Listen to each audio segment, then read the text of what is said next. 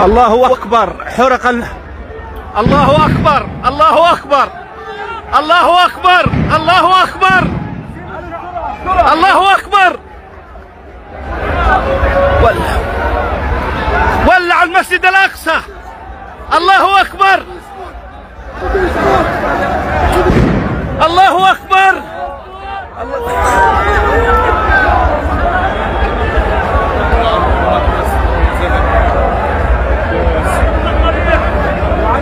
يريدون حرق المسجد الأقصى. الله أكبر. من احلف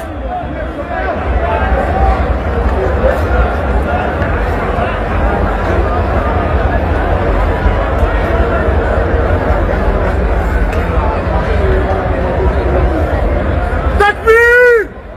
الله أكبر. الله أكبر.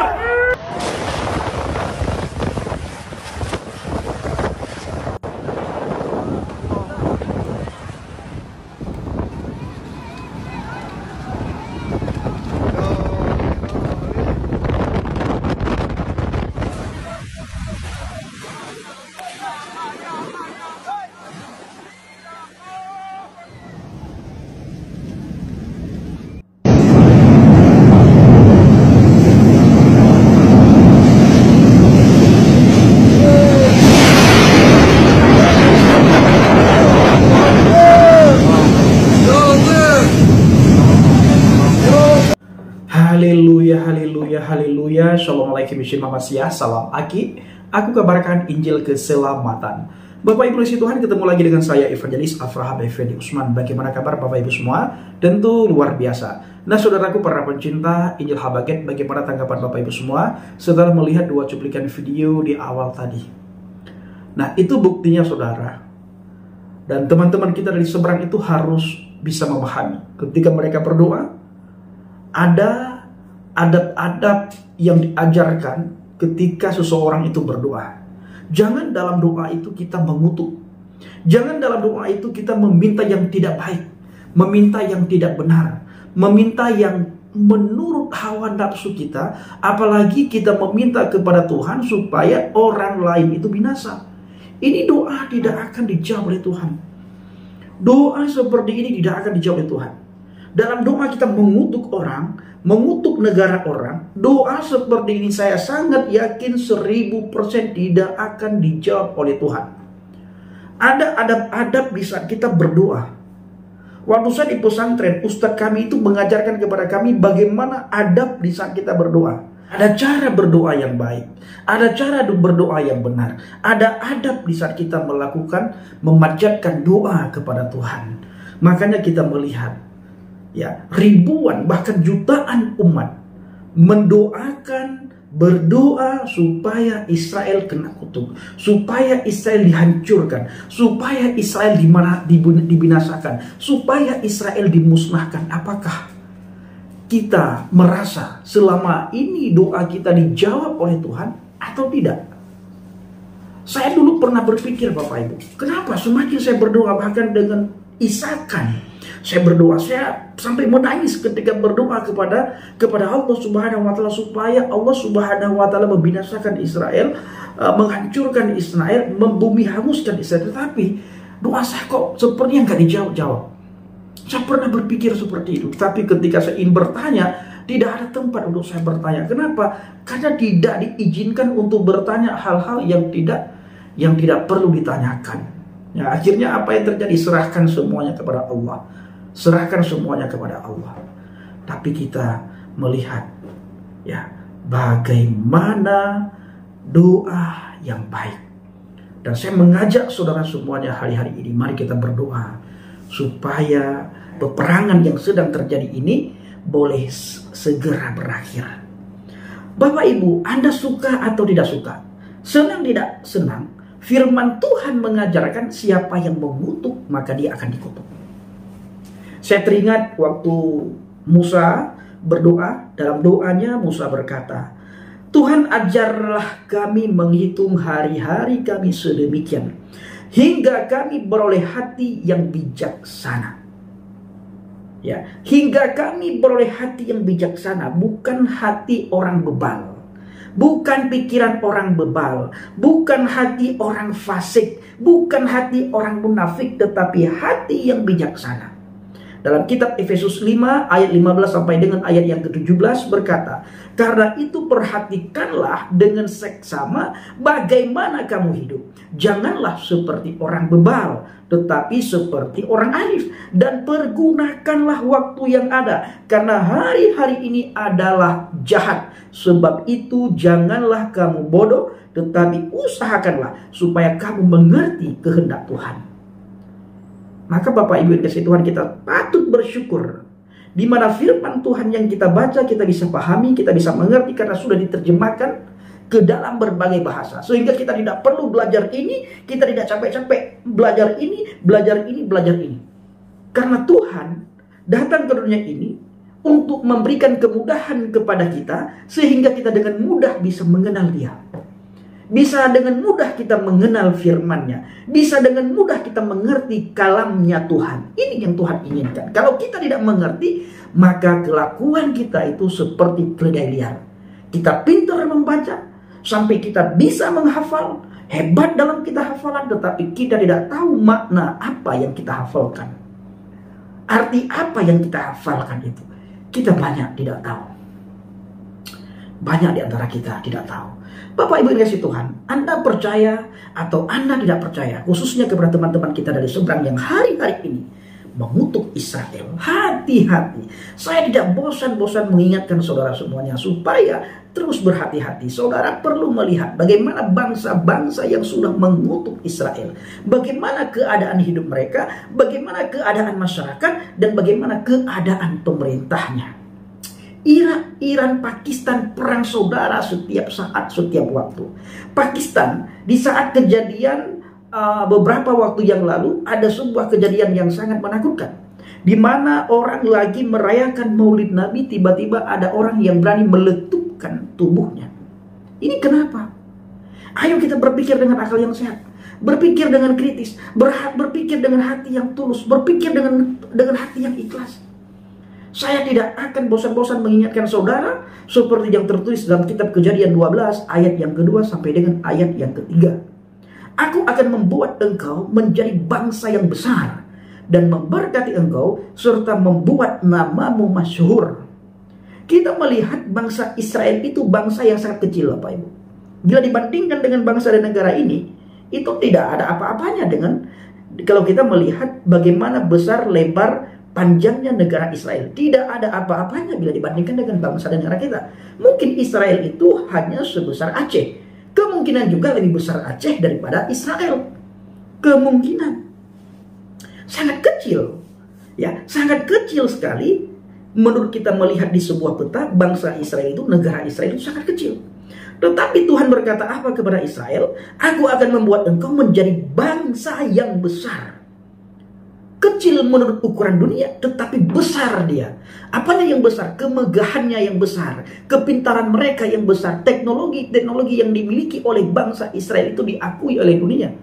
Dan penemuan-penemuan yang ditemukan oleh orang Yahudi itu bisa dinikmati oleh seluruh masyarakat dunia, oleh seluruh bangsa-bangsa, oleh seluruh negara-negara. Dan kita melihat bangsa-bangsa yang ada di dunia ini tidak bisa menganggap remeh bangsa Israel. Tidak bisa bangsa Israel itu dipandang sebelah mata. No, tidak bisa.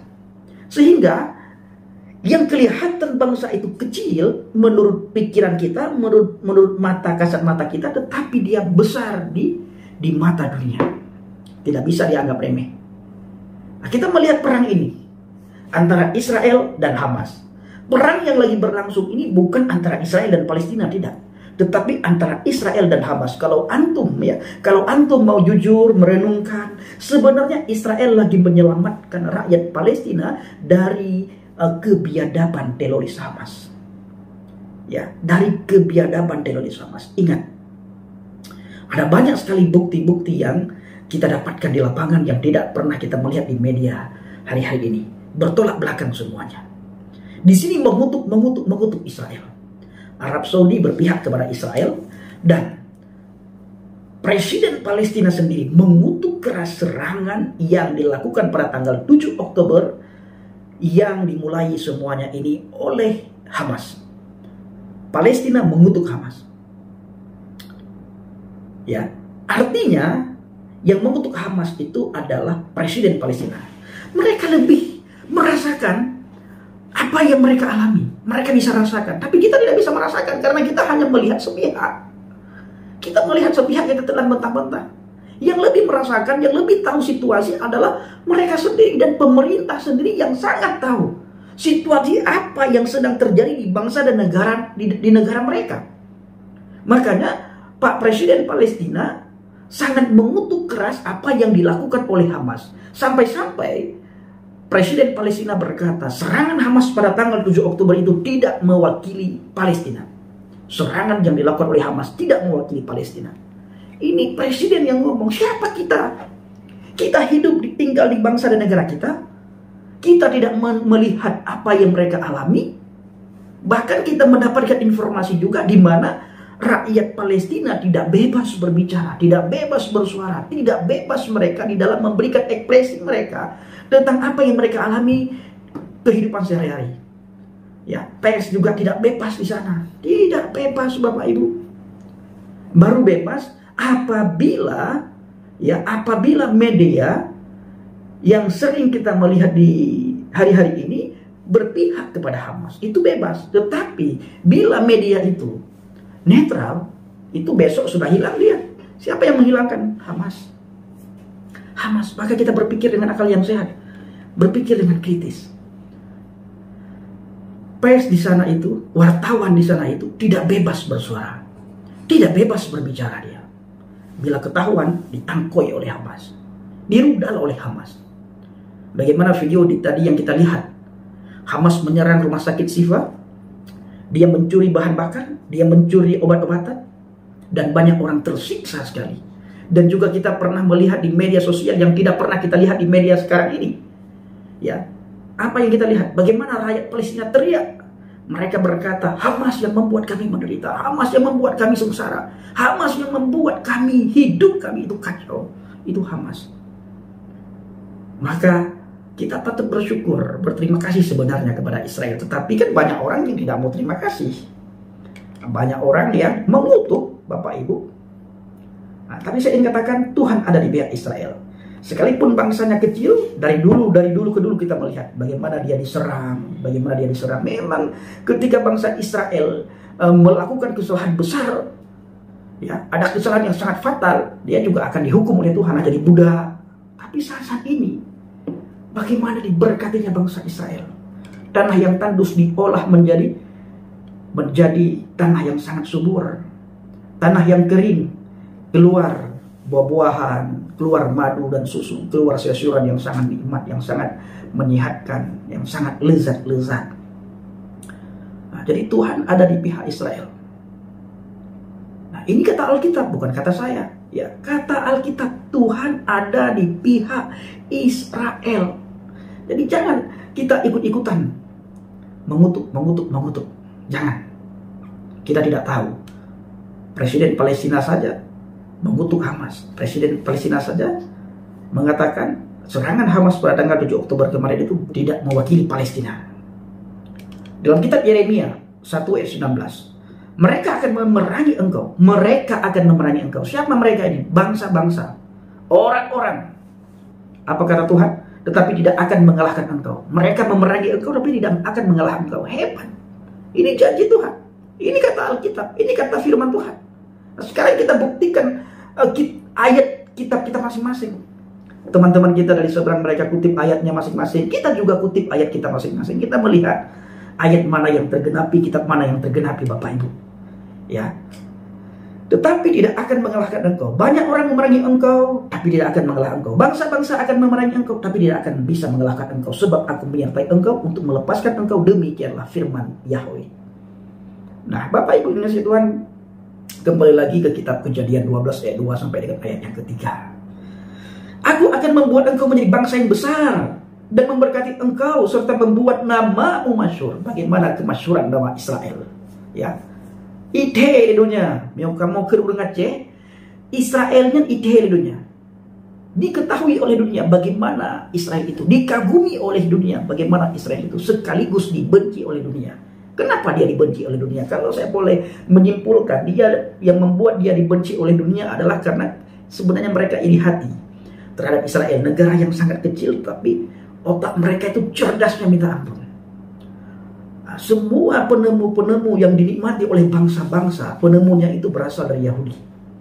Sehingga membuat Israel itu namanya masyhur. Ya, masyhur. Nah, ditambah lagi para nabi dan rasul lahir di tengah-tengah mereka, berasal dari mereka. Ini hebatnya minta ampun Bapak Ibu. Tetapi banyak orang tidak mengakui, tidak apa-apa, diakui, tidak diakui. Israel adalah nama yang sangat termasyhur di dunia ini. Negara yang tidak bisa dipandang remeh, tidak bisa dipandang sebelah mata, dan namanya adalah nama yang sangat termasyhur di dunia ini. Ya, dan engkau akan menjadi berkat. Nah, Israel menjadi berkat hari-hari ini. Menjadi berkat. Maka kita melihat banyak orang memboikot produk Israel, tetapi tidak ada orang yang berani memboikot Facebook, tidak ada orang yang berani boikot WA, tidak ada orang yang berani memboikot YouTube, tidak ada orang yang berani memboikot Google. Alasan yang mereka sampaikan kepada kita, alat itu semua kita pakai untuk menyerang mereka, seperti senjata musuh. Kita ambil senjatanya, kita tembak musuh. Tetapi ini menyangkut keuangan yang kita sumbangkan kepada Amerika dan Israel. Begitu produk mereka kita pakai, Facebook kita pakai, Google kita pakai, YouTube kita pakai, ya, yang berkaitan dengannya kita pakai, WA, Instagram kita pakai, maka secara tidak langsung kita sudah menyumbangkan ratusan juta, bahkan miliaran ke Amerika dan Israel. Bayangkan berapa juta penduduk Indonesia memakai Facebook, memakai Google, memakai Instagram, memakai WA, memakai YouTube. Berapa juta? Google, Facebook, YouTube, Instagram, berapa juta yang dipakai oleh rakyat Indonesia? Kira-kira berapa miliar yang disumbangkan ke Amerika dan Israel oleh bangsa dan negara kita? Kira-kira berapa miliar yang disumbangkan oleh bangsa dan negara kita kepada Amerika dan Israel? Ayo kita berpikir. Jangan gara-gara amarah kita mengajak begini, kita begono, kita begini, kita begono. Itu bukan menyelesaikan masalah. Justru nantinya akan timbul masalah baru di bangsa dan negara kita. Lihatlah nanti. Ya, lihat. Saya ingin mengajak Bapak Ibu untuk berpikir ya. Aqua itu sudah diberikan label halal. Dan label halal itu bukan label sembarangan. Mereka mendapatkan label halal itu pasti dengan cara yang mahal. Karena tidak sembarangan produk itu ada label halal. Berapa mereka bayar ketika mereka mendapatkan label halal tersebut? Berapa? Nah, saat ini sudah diharamkan. Bagaimana yang sudah mereka bayar itu untuk mendapatkan label halal? Bukan saja Aqua, ada banyak produk-produk lain yang dapat label halal. Seperti Nescafe dapat label halal. Dan susu apa itu, entah susu beruang atau apa, dapat label halal juga. Itu bagaimana? Nah, itu saudaraku, kita berpikir dengan akal yang sehat. Ayat yang ketiga, aku akan memberkati engkau, aku akan memberkati orang-orang yang memberkati engkau dan mengutuk orang-orang yang mengutuk engkau, dan olehmu semua kaum di muka bumi akan mendapatkan berkat. Olehmu semua kaum di muka bumi akan mendapatkan berkat. Ini kalau kita mau perang ayat. Ya, nanti kita akan melihat kitab mana yang tergenapi. Ya, ayat kitab mana yang tergenapi. Bapak Ibu, saya akan mengajak teman-teman semuanya untuk perang ayat, karena mereka selama ini pakai ayat. Rajin sekali mereka pakai ayat, seolah-olah kita tidak punya ayat ya. Sekarang saat-saat begini Bapak Ibu, kita tunjukkan ayat yang tertulis dalam kitab kita. Memang kebenaran itu pahit, saudara. Pahit kebenaran itu. Tetapi kebenaran harus disampaikan. Kulil haqqa walau kana murran. Katakanlah yang benar sekalipun itu pahit. Dicaci maki, dihina, dicemooh, dijauhi, hilang viewer, hilang subscriber. Kalau itu benar, jangan mengingkari tentang kebenaran. Sampaikan kebenaran itu. Ya, sampaikan kebenaran itu. Baik, saudara bin Tuhan, para pencinta Ilham Agen, saya mengucapkan terima kasih banyak kepada Bapak Ibu yang selalu mendukung pelayanan Ilham Agen. Lebih-lebih lagi, kita akan nantinya berangkat lagi ke Sumatera pada tanggal 17 bulan ini. Bawa dan doa syafat agar melalui pelayanan kita banyak orang tercerahkan, banyak orang menemukan kebenaran, dan banyak orang datang kepada kebenaran. Terima kasih, kiranya video ini benar-benar mencerahkan kita, bisa memberikan kekuatan dan bisa memberikan motivasi kepada kita. Dan di akhir video saya selalu mengajak saudara semuanya supaya kita tetap berteguh di atas fondasi iman yang benar. Terima kasih. Assalamualaikum warahmatullahi wabarakatuh. Salam Aki. Aku kabarkan Injil keselamatan. Bapak Yahweh Shimmarona Yesus Hamasiah Ruah Kudus memberkati kita semua. Haleluya. Amin. Salam Murtadin. Jangan lupa bahagia, jangan lupa sukacita Bapak Ibu ya. Sekali lagi aku katakan bersukacitalah selalu. Terima kasih.